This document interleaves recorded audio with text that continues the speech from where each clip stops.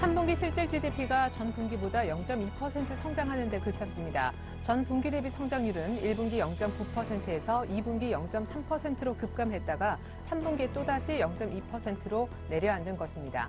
작년 3분기에 비해서도 1.6%만 성장해 당초 예상치인 1.8%를 밑돌았습니다. 이대로라면 올해 성장률 전망치 2.4% 달성도 쉽지 않아 보입니다. 애플이 이례적으로 두 분기 연속 시장의 기대에 못 미치는 성적을 거두었습니다. 애플은 회계연도 4분기에 매출 360억 달러, 주당 순이익이 8.67달러였습니다.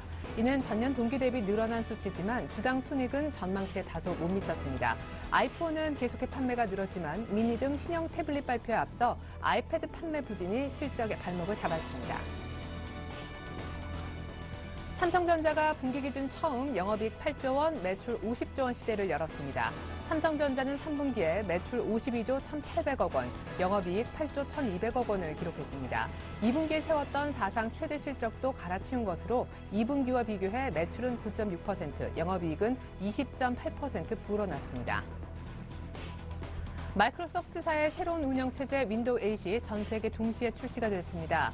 윈도우 8은 모바일 기기의 확산에 발맞춰 스마트폰과 태블릿 PC 등에서도 호환해 사용할 수 있도록 첫 화면을 타일 모양의 아이콘으로 구성했으며 터치의 최적화는 물론 클릭 한 번으로 원하는 앱과 콘텐츠에 바로 접근할 수 있게 했습니다. 안녕하십니까. 오늘장 내일장의 최혜린입니다. 정말 주식할 맛 안 나시죠? 코스피가 결국 1,900을 깼습니다. 이번 주 수요일부터 불안불안하다 했었는데 이번 주 마지막 거래일 결국 단기 지지선이라 많은 전문가들이 얘기했고 또 마디 지수이기도 한 1,900이 깨어지면서 투자 심리는 더욱 위축되고 있습니다. 오늘 3분기 GDP 나오는 거 보니까 우리나라 펀더멘털도 조금은 의구심이 생기는 상황인데요. 여기에 원달러 환율까지 외국인 입장에선 충분히 환차익을 볼 수 있는 구간이라 외국인의 6거래 연속 이어지는 셀코리아도 못 말린다 하겠습니다. 전차 군단은 실적이 좋아도 하락하고 실적이 안 좋아도 급락하는데요. 문제는 코스닥입니다. 오후장부터 빠르게 내리는 코스닥은 500선이 위협받고 있습니다. 먼저 코스피 쪽 시황 흐름부터 체크해드립니다. 네, 외국인이 현재 1,300억가량의 현물 순매도, 사실 아주 많은 규모는 아닙니다만 언젠가부터 선물을 동반해서 팔고 있습니다. 오늘 1,900선이 오전장에서도 한번 살짝 밀렸었는데 결국 1,895까지 밀립니다. 오늘 하루 만에 30포인트 정도 내어준다 보시면 되겠고 개인의 저가 매수 외에는 매수세가 안 잡히는 상황입니다. 코스닥 쪽으로 가보죠. 자, 오늘 코스닥이 12포인트, 퍼센트로는 2.5%가량 낙폭이 큰 것은요. 사실 출발은 520선 플러스 출발했었거든요. 기관이 400억 넘는 순매도를 하고 있기 때문입니다. 그렇다고 외국인이 사주는 것도 아닙니다. 어제는 외국인이, 오늘은 기관이, 주거니 받거니 수급이 안 좋아졌습니다. 이번에는 외환시장으로 가보죠. 전일 13개월 만에 1,100원 선이 붕괴가 됐었는데요. 오전장 한때 1,095원까지 낙폭이 제법 3원 이상 나온 적이 있습니다. 하지만 일단 정부 차원에서요. 한쪽으로 쏠림 현상이 좀 우려된다라는 구조 개입하면서 낙폭이 조금 준 것 같은데 다시 한번 낙폭이 조금 커질까 우려스럽습니다. 현재는 2원이 채 안 빠지고 있네요. 네, 많이 대안주라고 꼽혔었던 이제 실적 호정 개별주까지 확실한 매물을 받고 있는 그런 상황인데요. 여러분들 많이 혼란스러우시죠? 먼저 오늘장 내일장 일부에서 준비한 소식부터 보여드립니다. 대신증권 최재식 팀장님부터 만나보겠습니다. 약 1년 만에 원달러 환율이 1,100원 선 깨졌는데요. 추가 하락은 얼마나 더 진행될까요? 향후 전망 들어보고 10월 들어 국내 증시가 일본 증시보다 상대적으로 약합니다. 약세인 이유와 역시 앞으로의 흐름 체크해보겠습니다. 계속해서 SPM의 김영진 대표 만나겠습니다. 코스피 1,900 내주었죠. 지지선과 반등 가능성은 각각 어떻게 될까요? 종목 차별화 장세도 슬슬 끝물인 듯한데 개별주 전량 매도해야 할지 포트 전략 변화 여부도 여쭤보겠습니다. 주간 5% 이상 수익 볼 수 있는 공약주 한올바이오 파마라고 합니다. HMC 투자증권 박지훈 과장의 설명 듣겠습니다. 끝으로 동양증권 영업부의 권영문 차장과 함께 마감 전략 짜볼 텐데요. 코스피 1,900 이탈했지만 추세는 괜찮다. 만약 그렇다면 주식을 사도 좋을까요? 현재 DPC와 SBS 콘텐츠허브, LG전자 등을 보유하고 계신데요. 포트에 담긴 종목별 대응법도 AS 차원에서 챙겨드리겠습니다. 네. 환율 하락에 외국인들은 팔고 코스피는 1,900을 내주었고 잘 가던 코스닥까지도 500선을 위협받고 있습니다. 어느 쪽에 투자하는 것이 답일까요? 여의도로 나가보죠. 대신증권의 최재식 팀장님부터 연결합니다. 안녕하세요. 네, 안녕하십니까? 네, 외국인들도 계속 팔고 오늘 주말 앞두고 심리가 굉장히 안 좋아지면서 1,900도 깼네요. 네, 전체적으로 오후장을 갈수록 외국인 매도와 함께 지금 글로벌 증시, 그리고 뉴욕 선물 증시도 하락하면서 하락폭이 약간 커지고 있습니다. 아침에 올랐던 은행과 철강 ETF도 좀 상승했었지만 현재는 전반적으로 약세이고요. 인버스 ETF라든지 채권 ETF 정도가 강세에 있고요. 전체적으로는 일부 생명보험 정도가 좀 뚜렷하게 강세를 보여주고 있습니다. 예, 그렇군요. 현대차가 상승 전환한 것 정도가 지금 눈에 들어오는 상황인데 무엇보다 원달러 환율이 약 한 1년여 만에 1,100원 선을 전일 마감가로 붕괴를 시켰잖아요. 오늘 추가로 더 빠집니다. 다음 주에 일본은 자산 매입 프로그램 추가로 확대할 수도 있다. 그러면 원달러 환율은 얼마까지 더 빠질 수 있는지 다음 달까지 한 전망 부탁드릴게요. 네, 일단 단기적으로 하락할 가능성은 존재해 있습니다. 그동안 정부가 원달러 환율이 상대적으로 다른 주변 시민통화 대비 원화가 평가 절상이 많이 안 되었기 때문에 그런 부분이 현재 다른 통화와 달리 원화가 좀 다시 이제 제대로 되는 평가를 받고 있는 게 아닌가 싶습니다. 그래서 1,100원을 하향을 했는데 추가적인 하락은 할 수 있을 것 같습니다. 근데 환율의 하락 속도가 1,090원, 180원, 50원 이렇게 내려가는 이제 강한 속도로 이어질 것이냐 부분에서는 11월에 다양한 변수가 있어서 그렇지는 되지는 않을 거로 예상하고 있습니다. 첫 번째로는 경제에 미치는 11월 미국과 유럽의 중국의 또 정치적 불확실성이 있고요. 특히 미국 같은 경우는 미국 11월 6일 선거 이후에 재정 절벽을 피하기 위한 논의가 좀 있을 것 같습니다. 근데 상당히 지지부진할 것 같고요. 그래서 또 11월 중순에 발표되는 독일의 3분기 경제 성장률도 마이너스 성장 가능성이 예상이 되어서 전반적으로 좀 환율 하락이 속도 자체는 아주 빠르게 강하지는 않을 것 같고요. 그러나 좀 환율 하락은 전반적으로 좀 그동안 덜 평가 절상이 되었던 부분에서 좀 지금 적용받는 게 아닌가 싶습니다. 그래서 결론적으로는 1,100원을 하향했지만 환율 하락 속도는 아주 강하지 않을 거다 생각이 듭니다. 그래서 일단 1,100원 밑에서 약간 움직이다가 11월 중순 넘어서부터는 외부 불확실성으로 해서 다시 1,100원 다시 돌파 위로 올라오지 않을까 싶습니다.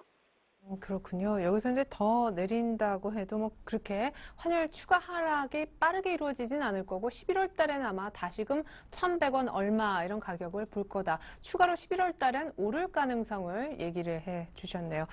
자, 무엇보다 이제 외부의 다른 글로벌 증시하고 비교를 좀 해보고 싶은데 10월 들어서 특별히 코스피가 2,000에서 거의 1,900까지 빠르게 지수가 반납되면서 옆나라 니케이보다도 더 약해졌습니다. 그 전에는 오히려 약간 더 빠르다는 느낌도 있었는데 상대적 약세를 보이는 이유 어디 있다고 보시는지 향후 전망까지 궁금합니다. 네, 앞서 봤던 원달러 환율 외에 이제 원엔 환율 측면에서도 원엔 환율이 이제 급격하게 하락을 하고 있습니다. 엔화 대비 원화가 이제 상대적으로 강세라는 것인데요. 우리나라가 일본과 경합도 높은 업종을 많이 가지고 있습니다. IT부터 일부 화학, 조선, 철강 이런 게 있는데요.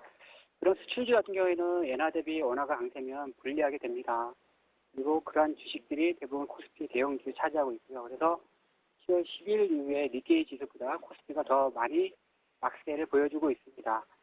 마침 다음 주 화요일 날 일본 중앙은행이 자산 매입 및 대출 프로그램을 다시 9월에 이어서 10주에 증액을 할 가능성이 크다고 생각이 듭니다. 그래서 원엔 환율은 원달러 환율과 달리 추가적인 하락 압력이 좀 더 높다고 생각이 듭니다. 그래서 상대적으로 일본과 경합도가 높은 수출 대형주 같은 경우에는 좀 더 수급뿐만 아니라 일반 경제 펀더멘탈에서 기업 실적 이렇게 연결되어 본다면 좀 불리한 쪽이라 생각됩니다. 그래서 현재 상태에서는 그런 기업보다는 좀 예수 안정된 음식료라든지 섬유 이런 쪽에 좋을 것 같고요. 현재 좀 구조적이 많이 올라서 그렇지 조정이 같이 되면 다시 그들 주식에 더 관심이 더 필요하다 생각이 듭니다.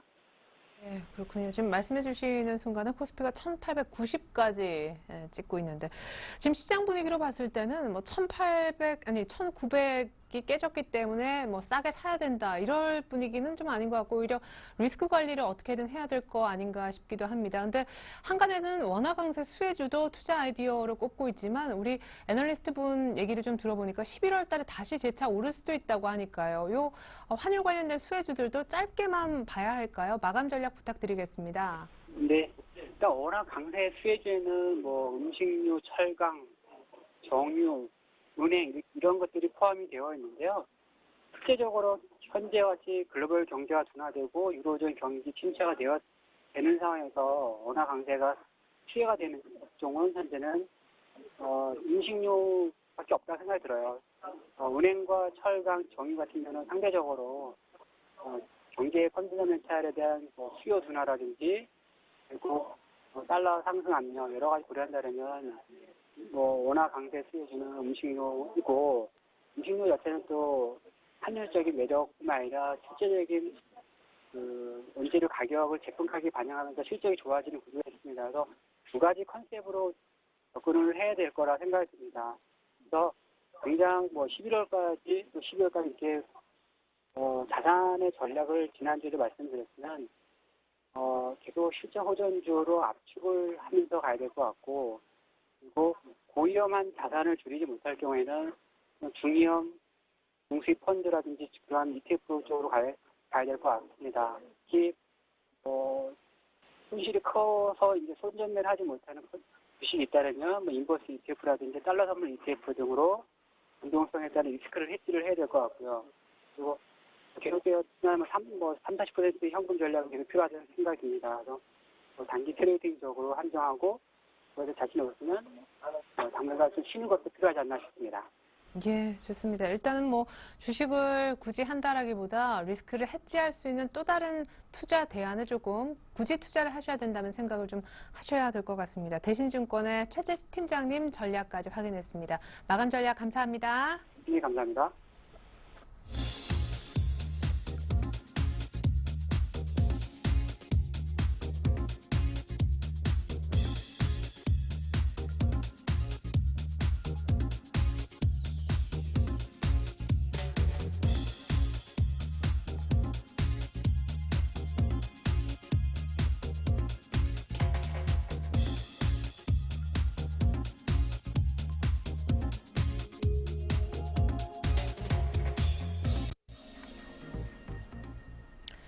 네, 주말 앞두고 1900이 이탈되면서 불안감이 극대되고 있다 이런 분석도 있었는데요. 낙폭과대주를 분할해 사자라는 의견도 있었지만 오늘 개별 주식 전량 팔자라고 사인 주신 SPM의 김영진 대표님 연결해 보겠습니다.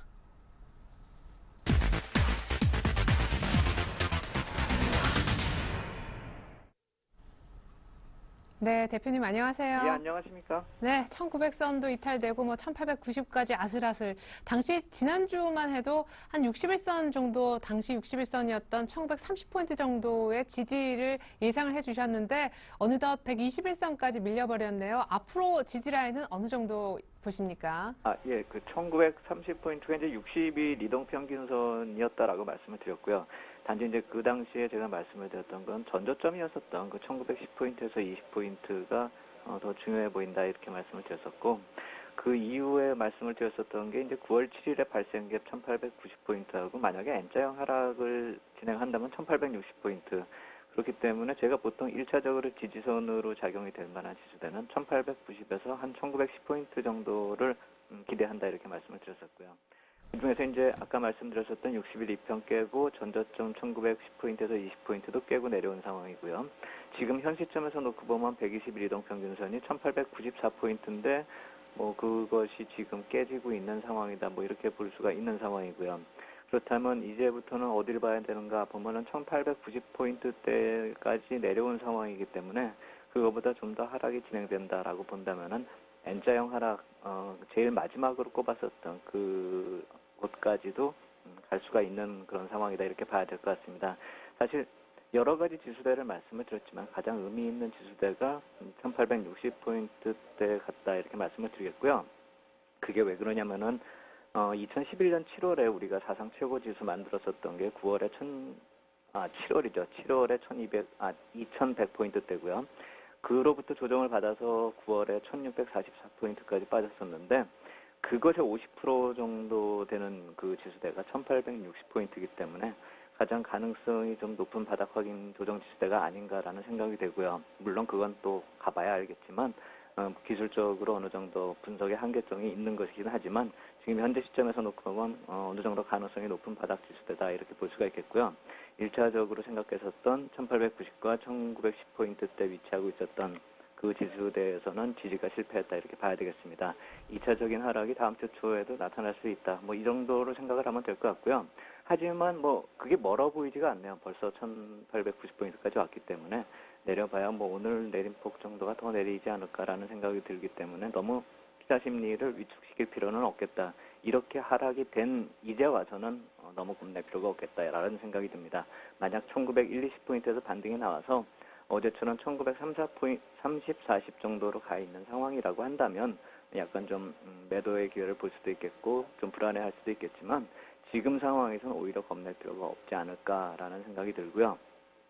단기적으로 이제 3일 연속 1900포인트에서 1920포인트 사이에서 머물렀고요. 이제 단기 저항선이 오늘 기준으로 1920포인트까지 내려오는 그런 상황이기 때문에 변동성을 키울 수 있는 상황이다라고 이렇게 예상을 했었는데 생각보다 이 강도는 약간 좀 더 센 편이다 이렇게 말씀을 드리겠는데 그 이유를 살펴보면 대형주들이 다 같이 무너지고 있습니다. 지금 전 저점 부근에서 반등을 하던 주식들이나 아니면 어제같이 실적이 발표되면서 악영향이 시장 심리에 반영이 되면서 나오던 반등들이 다 무산이 되고 또 오늘같이 실적 발표한 기아차 같은 경우가 무너지면서 또 어제의 반등이 무산이 됐기 때문에 시장 투자 심리에 상당히 부정적으로 영향을 키우는 상황이다 이렇게 봐야 되겠습니다.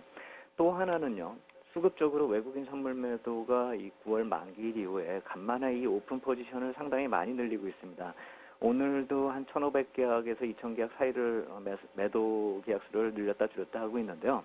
이렇게 따져본다면은 이제 9월 만기 이후에 누적 매도로 보면 14,700계약까지 늘리는 그런 모습이기 때문에 이게 변동성 확대 요인으로 잠재돼 있다 이렇게 봐야 될 것입니다. 왜 변동성 확대 요인이냐 하면은 이것이 다시 환매에서 들어온다라고 하면 이쪽으로 변동성을 키울 테고요.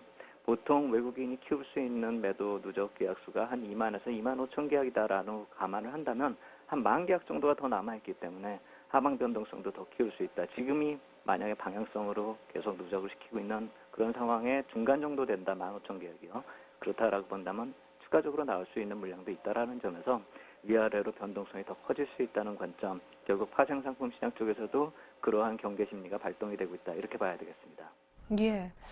자, 뭐 시장에 대한 얘기도 수급에 대한 얘기 또 약간 깨진 대형주들의 차트까지 실적 엮어서 얘기를 해주셨는데 미국 기업들의 실적이 그렇게 안 좋게 나올 줄 몰랐습니다. 대외적으로 분위기도 너무 안 좋고 우리만 안 좋은 줄 알았는데 글로벌 증시가 이제 다 힘들어하고 있잖아요. 무엇보다 외국인들이 이렇게 많이 파는 거 환율 때문이다라는 분석도 있던데 최근에 환율 움직임에 대해서는 어떤 견해 갖고 계십니까? 네, 환율 쪽에서 우리 시장 쪽으로 좀 불안하게끔 작용이 되고 있다. 이것은 뭐 인정을 해야 되겠죠. 수출 기업에 대해서 우려감이 지속되는 상황은 아무래도 기업 실적이 좀 안 좋게 영향을 미친다 이렇게 봐야 되겠지만 한번 여기에 대해서는 곰곰이 좀 잘 좀 살펴볼 필요가 있지 않을까라는 생각이 듭니다. 그리고 그 이전에 말씀하신 외국인 매도세하고 말씀해서 그 외국인 매도가 나갈 수 있는 거는 이제 원화 절상이 어느 정도 추세가 진행이 됐기 때문에 그 반대 현상이 나타나는 걸 대비해서 외국인 수급이 약해지는 것이 아닌가라는 그런 생각도 할 수가 있겠지만 지금 이 1100선이 붕괴되는 그 선이 과연 이 기술적으로 큰 의미라기보다는 그 심리적으로 영향이 있지 않을까라는 그 라운드 넘버의 성격으로 이해를 하기 때문에 1100원 선이 중요하게 인식이 되는 것이 아닌가라는 생각이 들고요. 보통 수출기업들이 생각하고 있는 1070선이나 전저점이었었던 1050선 이 정도까지는 좀 열어놓고 보는 것이 맞지 않을까. 그렇다라고 한다면 원화 절상이 충분히 이루어졌기 때문에 외국인이 매도한다. 이거보다는 지금 전체적으로 글로벌 시장이 불안하기 때문에 유동성이 위축되는 그런 현상 쪽에서 한번 이해를 하는 게 낫지 않을까. 우리 시장 쪽에서만 이탈되는 건 아니다. 이 정도로 생각을 해볼 필요가 있다라는 생각이 들고요. 한번 현대차나 기아차가 어제 오늘 실적 발표를 하고 있기 때문에 여기하고 한번 연기해서 환율을 좀 해석을 해볼 필요가 있지 않을까라는 생각이 드는데요. 물론 IT 기업도 수출 기업으로서 환율하고 좀 영향이 많겠지만 특히나 이 자동차 쪽이 영향을 제일 크게 받는 그런 상황이기 때문에 한번 본다라고 한다면은요. 과연 환율이 큰 문제일까라는 생각보다 한번 생각을 해볼 만합니다. 어제 실적 발표 내용부터 한번 살펴볼 필요가 있어 보이는데요. 아이러니하게도 실적 발표 나오는 날 1,100원 선 환율 무너졌고 또 그러면서 반등이 나왔었죠. 한번 그거는 별개로 생각을 해보고 지금 보통 기사 내용들을 한번 발표 본다라고 한다면 환율이 100원을 하락하면 삼성전자가 영업이익이 3천억 원 정도 줄어들고 현대차가 2천억 원 정도 좀 줄어든다 이렇게 얘기가 나오죠. 하지만 과연 그것이 기업 활동을 위축시키는가 이거하고 한번 연계해서 생각해 볼 필요가 있다는 것이죠. 수치상으로 이 환차익이 늘어나느냐 줄어드느냐 이 관점보다는 실질적으로 영업 활동이 과연 어떻게 변화되는가 이걸 한번 살펴볼 필요가 있다는 것입니다.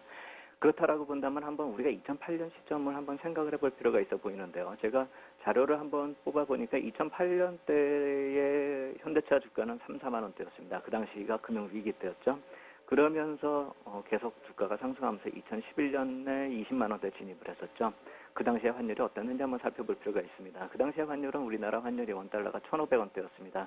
그리고 900원까지 내려가는 워낙 급등기였죠. 그 당시에 현대차 주가는 5배가 오른 것이죠.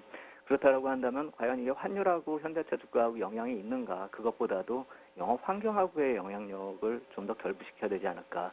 그렇다면 2008년이나 9년 같이 자동차를 판매하기 위해서 자동차 판매를 돕기 위해서 정부가 보조금을 지급한다거나 하는 그런 정책적 수혜가 또 있지 않는 한은 자동차 산업 자체가 어느 정도 성장성의 한계에 이르렀기 때문에 불안한 것이지 지금 원화가 절상되기 때문에 불안한 것인가라고 한번 거꾸로 생각을 해볼 필요가 있다라고 생각이 되고요.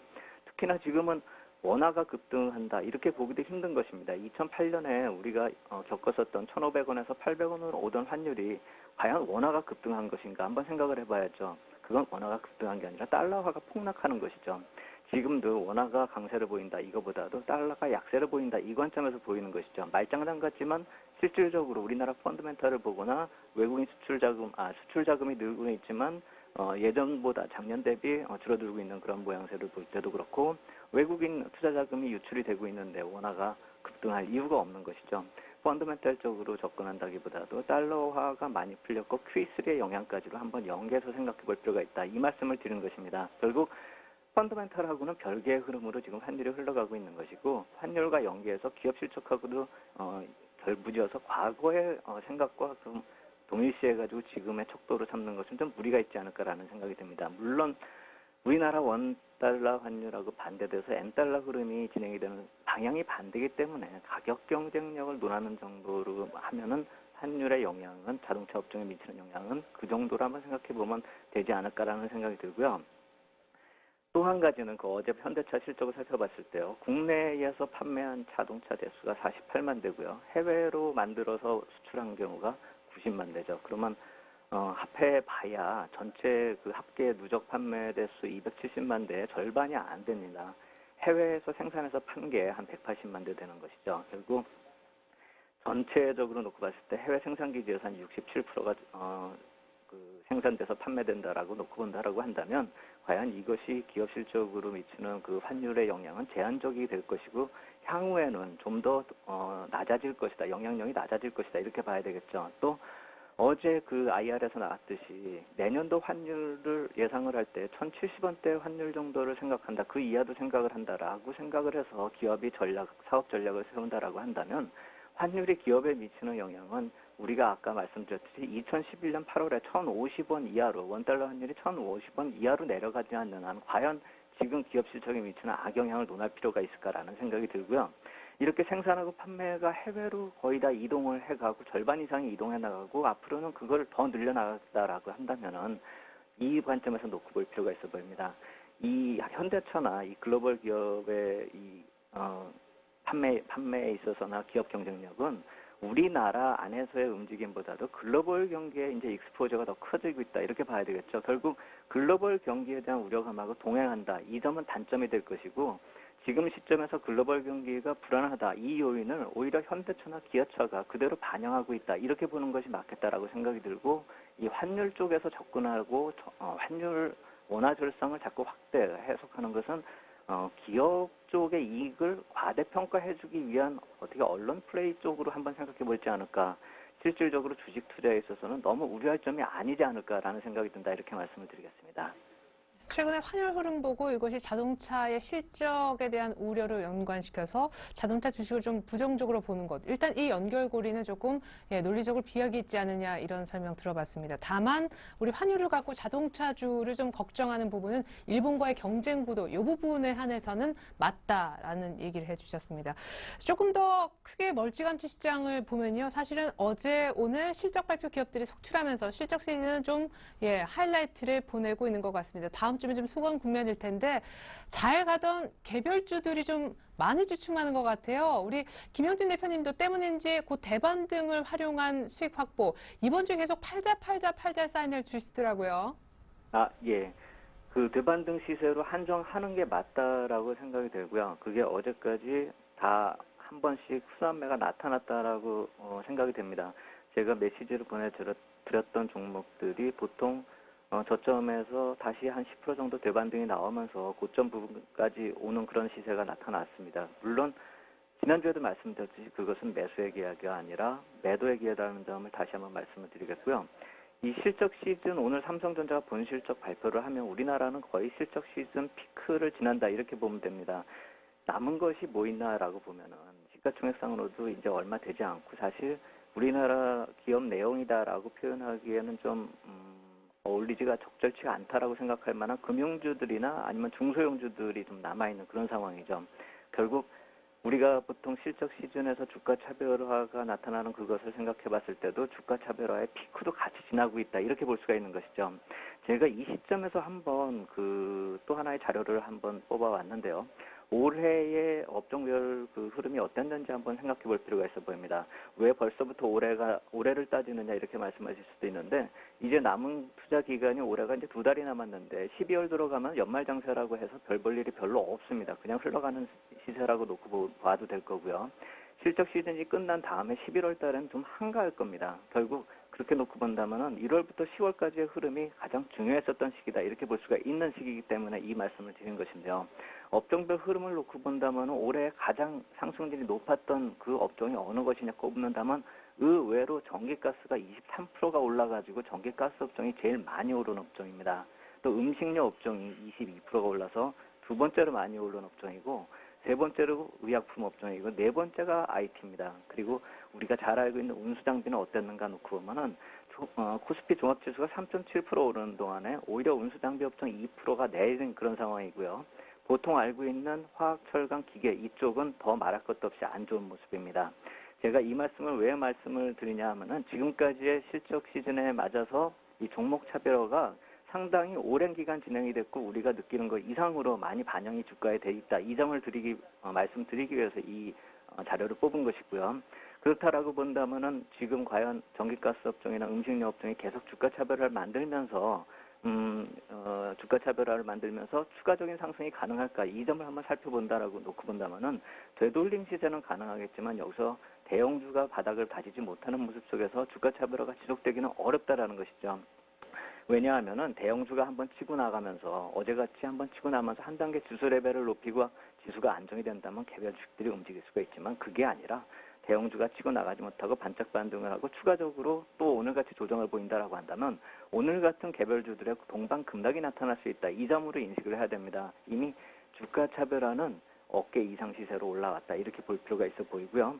또 하나는 이 전기가스하고 음식료 업종의 특징이 뭐냐면은 선거와 시기적으로 좀 결부시켜서 생각해 볼 필요가 있는 것이 선거가 있는 해 상반기에는 상당히 주가가 약합니다. 하지만 이 하반기로 돌아섰을 때 선거로 근접하면 근접할수록 정책적 규제 리스크가 해소되면서 전기가스하고 음식료 업종이 강세를 보이는 건 선거가 있었던 해마다 나타났었던 현상입니다. 그렇다라고 본다면은 하반기 들어서 올해 상당히 급등세를 보이면서 올해 최고 수익률을 올린 전기가스나 음식료 업종은 이제부터는 선거가 얼마 남지 않았기 때문에 주가 측면에서 보면 호재가 이미 많이 반영된 상태다 이렇게 보셔야 되고 주가도 상당히 많이 오른 상태이기 때문에 또 물가 조절을 위한 규제 적용이 풀리면서 제품 가격 인상시키고 전기요금이 인상된 것이 다 주가에 반영이 됐기 때문에 이제부터는 되돌림 시세 이외에 더 추가적인 주가 차별화를 기대하기는 약간 무리가 있다. 그렇기 때문에 분할 이익 실현을 하고 어느 정도 조정이 나타날 때까지는 좀 기다리자 이렇게 말씀을 드리겠습니다. 예, 좋습니다. 전기가스 음식료 쪽은 분할 이익 실현. 나중에 다시 사더라도 그 타임은 또 얘기를 해주시겠죠. 그러면은 원래 이제 포트에서 기타와 필수 소비재는 지금 이제 제로가 되는 겁니까? 이제 포트 공개 좀 부탁드릴게요. 포트폴리오는 이제 그 종목들은 다 팔아버렸기 때문에 없는 것이고요. 그렇죠. 예. IT하고 확산업체 15%씩이고 현금이 70%고요. 1890% 이하로 내려갈 때마다 인덱스 위주로 투자를 하는 거 맞다라고 생각이 됩니다. 신고가 부류 종목은 아까도 말씀드렸듯이 개별 주식 접근할 때는 한 10% 조정을 보인 이후서부터만 관심을 가지자 이렇게 말씀을 드리겠습니다. 네, 좋습니다. 1890대부터 이제 인덱스 매수 편입을 준비하자라고 하셨고, 개별 주식은 일단 지금은 분할 매수 10% 정도 더 조정받은 다음에 한번 재매수를 노려보자라는 얘기까지 감사합니다. SPM의 김영진 대표님과 함께 했습니다. 깊이 있는 분석 잘 들었습니다. 감사합니다.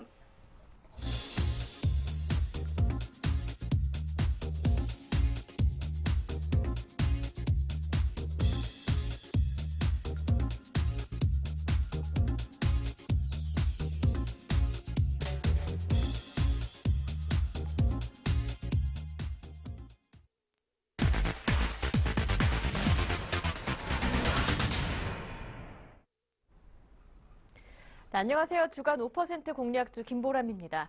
이제 일주일 동안 5% 수익 내기 더 어려운 장이 이어지고 있는데요. 한 주간의 수익률부터 확인하고 시작하겠습니다. 성적이 좋지는 못합니다. 선진과 DS 제강 두 종목은 제시하신 매수가에 아직 도달하지 못한 상황이고요. 제닉이 5%, 오진 플라임은 4%, 사마콘센서는 6% 가까이 현재 손실 중입니다. 이 가운데 오늘은 HMC 투자증권 박지훈 과장님과 함께합니다. 안녕하세요. 네, 안녕하십니까. 사마콘덴서 6,000원 아래로 내려오면서 장중에는 손절가 아래로 밀리기도 했었는데요. AS 좀 부탁드립니다. 네, 일단 뭐 전반적으로 이제 코스닥 시장에 이제 참 분위기가 계속 이제 전이되고 있는 그런 상황인데요. 뭐 일단은 기본적으로는 이평선, 장기 이평선을 지금 터치하고 있고 충분히 여기서는 지지가 될 거로 지금 예상이 되고 있습니다. 그래서 워낙에 그동안의 코스닥주들이 1차적으로 상승을 내었을 때 이 종목은 아직까지도 일단 그 1차 어떤 성공적인 어떤 그 상승세가 나오지 않았기 때문에 일단 장기 소외주였던 그런 분류가 맞는 것 같고요. 기본적으로 이제 3분기 실적과 4분기 실적은 기대를 해도 무방한 그런 종목이기 때문에 일단 먼저 가장 먼저 체크해야 될 것은 60일과 120일선에 대한 지지 여부, 그 다음에 반등 왔을 때 어떤 기간 수급이 들어오는지에 대한 연속성 확보입니다. 지금 가장 중요한 거는 최근에 기간 수급이 들어오고 있냐에 대한 관점에서는 아직까지 의미 있는 수량은 들어오고 있지 않지만 이틀 연속 연기금을 해도 조금씩 가담하고 있다는 점에 좀 고무적일 수 있고 충분히 여기서는 일단 가격적인 5천 한 현재 가격대로 말씀드리면 한 5,800원에서 900원 사이에서의 어떤 지지력 테스트는 좀 필요할 것이다. 다음 주 초까지는. 그러고 나서 다시 한번 반등세가 나왔을 때 6,500원 라인대에서 무너지느냐 아니면 거기서 다시 추세를 정방향으로 잡느냐가 가장 관건입니다. 그래서 이 종목은 실적 관련 종목으로서 사상 최대 실적을 좀 기대를 해봐도 되는데 기존의 사업부에서 어떤 안 좋았던 그런 흐름들이 다시 회복하는 개념이기 때문에 그래도 지금 기수주를 딴 부분이 있기 때문에 실적으로 4분기 전이 될 것이다. 그러면 그런 부분도 한번 같이 고민을 해볼 필요가 있고요. 하여튼 그런 일단은 1차적으로 그렇게 AS를 해드리고 일단 홀딩 여부를 말씀드리겠습니다. 사마콘덴서 지금 가격 부근이겠죠. 5,800원에서 900원 라인이 지지가 된다면 일단 실적이 뒷받침이 되는 종목이기 때문에 기존 목표 가격 1차 7,000원, 2차 8,000원까지 그대로 보유해보자라는 의견 유지하십니다. 이어서 오늘의 관심 종목 들어보겠습니다. 어떤 종목인가요? 네, 일단은 한올바이오 파마라는 종목을 먼저 말씀드리겠네요. 근데 한올바이오 파마도 지금 기관의 어떤 수급주로서 하나라고 말씀드릴 수 있을 것 같아요. 그래서 최근에 수급을 보시면 10월 초서부터 연기금 중심으로 매수가 꾸준히 들어오고 있고, 간헐적으로는 투신권과 보험권에서 최근에 매수가 들어오고 있고요. 개인만 매도하는 종목이고, 외국인은 아직까지 지속성이 없기 때문에 외국인 수급은 배제한다 하더라도 개인과 기관의 어떤 버저스 싸움에서는 일단 개인의 매도, 연기금 기관의 매수 어떤 그런 수급의 특징이 있는 그런 종목이고요. 상당히 지금 기술적 흐름을 봤을 때 상당히 부담스러울 수도 있습니다. 단기 바닥에 올라왔기 때문에 6,500원대에서 원대에서 6,700~800원대에서 벌써 지금 8,650원에 지금 거래가 되고 있는 상황에서 지금 7월 초였던 고점을 벗기면서 다시 한번 이제 두 번째 고점이죠. 9,000원 라인대를 좀 도전을 하고 있는 그런 상황이 전개가 되고 있습니다. 그렇다면 왜 외국인 기관이 어떤 매수가 계속 또 유입되는 어떤 이유를 좀 살펴봐야 될 것 같은데, 일단 첫 번째는 C형 간염 치료제죠. 바이오베터라고 하는 게 있는데, 이쪽에서 일단 미국 임상 2상 A시험을 일단 완료한 상황이기 때문에 그 결과는 상당히 괜찮습니다. 그리고 그게 이제 MS가 거의 이제 이 부분만 따지면 70% 차지하는데, 시장 규모만 따지면 2조 원이에요. 상당히 큰 시장이기 때문에 이제 차세대 의약품의 어떤 개량형 신약 제품으로서 이 C형 간염제 치료제는 좀 각광을 받을 가능성이 크다라고 볼 수 있고, 그 다음에 이제 경구용 이제 성장 호르몬 쪽에서 또 임상이 또 진행되고 있는 거거든요. 그래서 미국에서는 지금 2상을 준비하고 있고, 국내는 벌써 지금 2상 끝내고 3상 정도 들어가죠. 이제 그런 어떤 기업의 어떤 상황도 좀 있고요. 이 회사에 대한 실적을 봐야 되는데, 뭐 바이오 모멘텀이라 하더라도 기본적인 캐시카우가 확보되고 실적이 바탕이 돼야지 주가 탄력이 갈 수 있는지 없는지 이유가 판단되는데, 기본적으로 올해만 따져도 턴 어라운드가 될 가능성이 큽니다. 매출이 한 800억 이상 잡힐 거로 보여지기 때문에. 그래서 일단은 글로벌 라이센스 아웃을 제외한 수치이기 때문에 보수적으로 830억이고, 만약에 라이센스 쪽에서 만약에 들어온다라면 일단은 상당히 엑스트라 인컴이 많이 잡히기 때문에 좀 긍정적으로 봐도 될 것 같아요. 그래서 그러한 상황, 실적의 턴어라운드, 기존에 보유하고 있는 글로벌 진출 어떤 그런 교두보를 마련하는 올해 2012년 하반기서부터 내년까지 쭉 이어질 가능성이 크기 때문에 그런 모멘텀과 실적과 턴어라운드한 재무적 건전성, 이런 확보 측면에서 기관 연기금이 주워 담는 것이 아닌가라는 생각이 들고요. 일단 뭐 주봉상으로 보면 아직까지도 크게 가파른 상승을 이뤘다라고 볼 수는 없습니다. 지금 뭐 한번 주봉 한번 볼 수 있는지 모르겠지만, 일단은 기본적으로 이중 바닥형을 형성할 수 있는 그림이라고 볼 수 있고, 충분히 9,000원 라인과 10,000원대까지도 충분히 기대를 해볼 수가 있을 것 같아요. 그래서 일단 기본적으로 목표가는 한 9,500원까지 먼저 설정을 해드리고요. 손절은 한 8,000원까지 한번 보겠습니다. 그리고 이 종목을 점검하실 때는 반드시 연기금의 수급 이탈 여부를 반드시 체크를 하셔야 될 겁니다. 그래서 그거를 추가적으로 말씀드리도록 하겠습니다. 네, 오늘의 관심 종목 한올바이오파마, 일단 기술적인 부담이 있는 자리긴 하지만 10월 초부터 기관, 그 가운데서도 연기금의 매수가 꾸준히 들어오는 종목인데, 사업 내용을 본다면 연기금의 매수 더 이어질 수 있을 것이다, 이렇게 내다보십니다. 현재 가격으로 매수 가능하겠고요. 목표 가격은 9,500원입니다. 말씀 잘 들었습니다. 고맙습니다. 네, 감사합니다. 네, 지금까지 주간 5% 공략주 김보람이었습니다.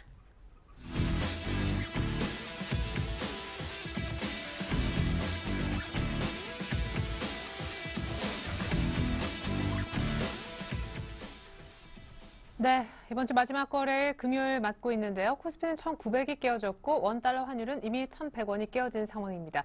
오래간만에 중국 주장도 2,100에서 슬그머니 내려오고 있는데 코스닥마저 500선을 위협받고 있습니다. 조금 분위기가 좋지 못한데요. 마감 전략 짜보겠습니다. 동양증권 영업부의 권영문 차장님과 함께요. 안녕하세요. 네, 안녕하십니까. 네, 대형주가 많이 망가졌습니다. 그리고 네. 중소형주들도 이제 12시 지난 것 같아요. 신데렐라 꿈을 다 깨고 원 자리로 빨리 돌아가고 있어요. 걱정입니다. 마감 전략 부탁드릴게요. 네, 우선 시장 하락의 원인부터 한번 짚어볼 필요가 있겠는데요. 일단 지역별로 한번 어떠한 변수들이 있는지, 정황들이 있는지에 대해서 한번 볼 필요가 있겠습니다. 우선 유럽을 보게 된다라면요, 그리스를 먼저 보죠. 그리스 같은 경우가 최근에 이제 트로이카와 재정 적자 감축 시한 2년 연장에 대한 합의에 대한 가능성이 그리스 정부 쪽에서 나왔었죠. 물론 이제 뭐 독일 쪽에서는 부인을 하고 있지만은 가능성이 상당히 높다라고 보여지고요. 그리고 스페인 쪽을 보게 된다라면은 최근 들어서 뭐 지방 정부 5곳의 신용등급 투자 부적격 강등이 되었었는데 이미 아는 뉴스죠, 이거는. 네, 그리고 어떻게 본다라면은 향후에 이러한 부분들은 곧 구제금융을 좀 앞당길 수 있는 그런 시그널이라 볼 수도 있겠고요. 그리고 뭐 가장 중요한 부분 중에 하나가 스페인의 국채금리가 이번 달에 한 300bp 정도 하락을 하면서 일단 스페인 같은 경우에도 시장을 하락시킬 만한 그런 요인은 못 되었다라고 보여집니다. 우선 눈을 좀 돌려서 미국 쪽으로 보게 되면요. 미국 뭐 경제지표 상당히 좋게 나왔습니다. 주택가격 지표도 크게 올랐었고요. 그리고 거래량도 많이 증가를 했었죠.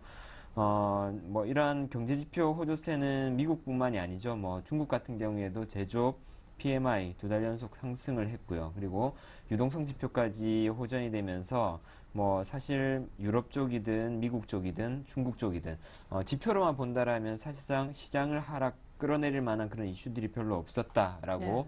볼 수가 있겠고요.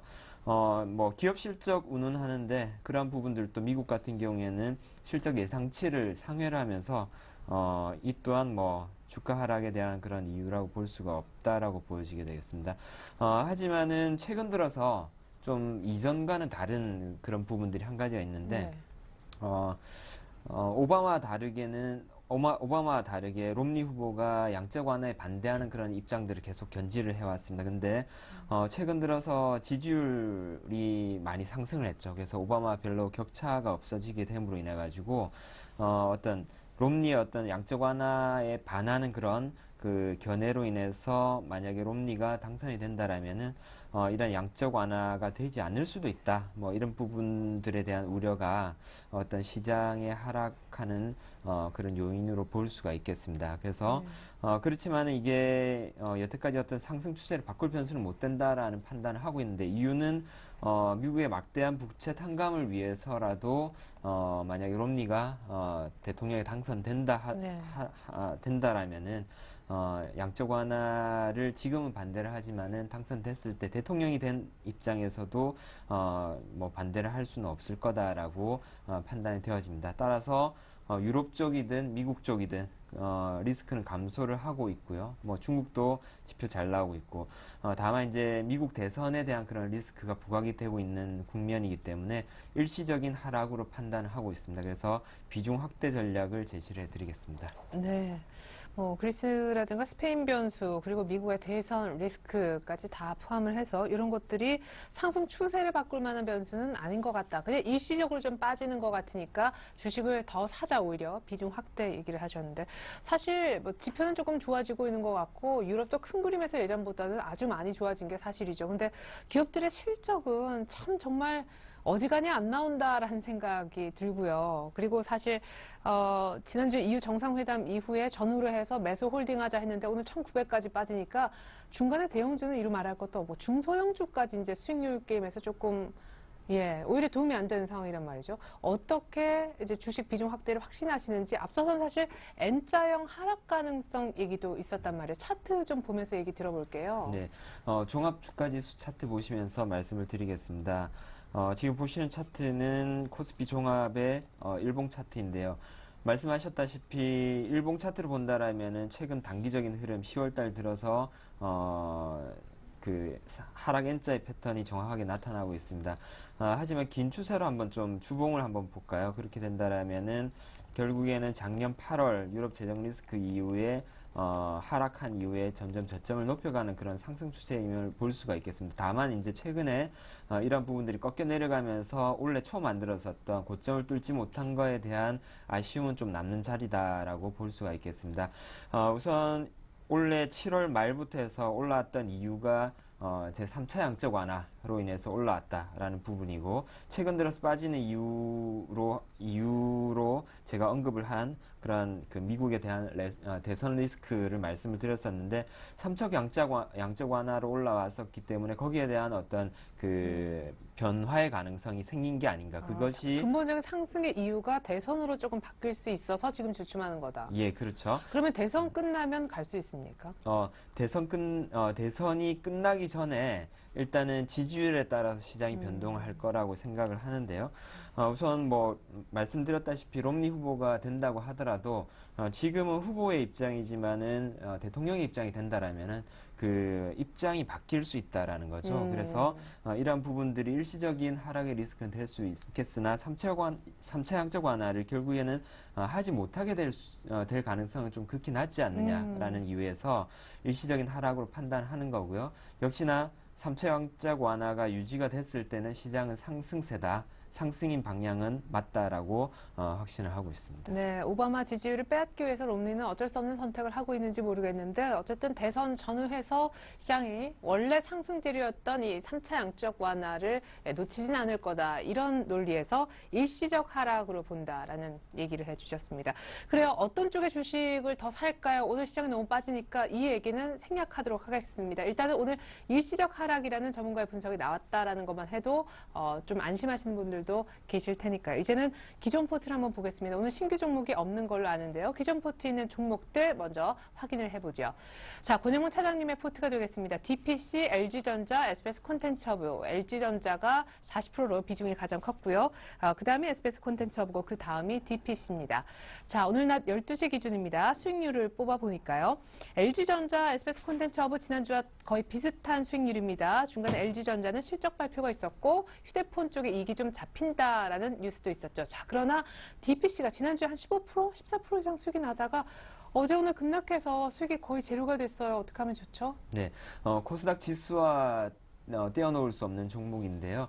코스닥 지수 최근 들어 흐름을 본다라면은 고점 대비해서 상당 부분 많이 빠진 모습입니다. 특히나 이제 올라갈 때 모습이 어떤 단봉으로 이루어져 있는데 반해서 최근 들어서 하락하는 모습은 단봉이 아닌 장대 음봉으로 이렇게 크게 각도까지 가파르게 이렇게 내려가는 모습이 특징적입니다. 코스닥 주봉의 모습 본다라면은 박스권 상단에서 정확하게 맞아 떨어지는 모습을 보여주고 있는데요. DPC 매수 단가가 2,600원이죠. 그래서 최근 들어가지고 특히나 오늘 하락폭이 좀 크게 나오고 있는데 6% 하락해서 2,655원, 21선까지 깨고 내려가는 그런 모습들 보여주고 있는데 오늘 아래 꼬리가 상당히 깁니다.